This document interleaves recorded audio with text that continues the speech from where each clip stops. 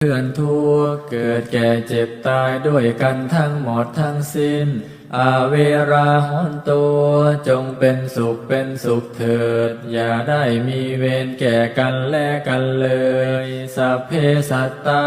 สัตว์ทั้งหลายที่เป็นเพื่อนทุกข์เกิดแก่เจ็บตายด้วยกันทั้งหมดทั้งสิ้นอาภัยาปัชชาหนตัวจงเป็นสุข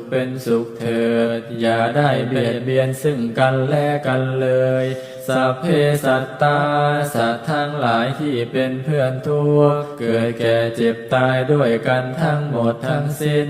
อานิฆาหนตัวจงเป็นสุขเถิดอย่าได้มีความทุกข์กายทุกข์ใจเลยสัพเพสัตตาสัตว์ทั้งหลายที่เป็นเพื่อนทุกข์เกิดแก่เจ็บตายด้วยกันทั้งหมดทั้งสิ้นสุขีอัตตานังปริ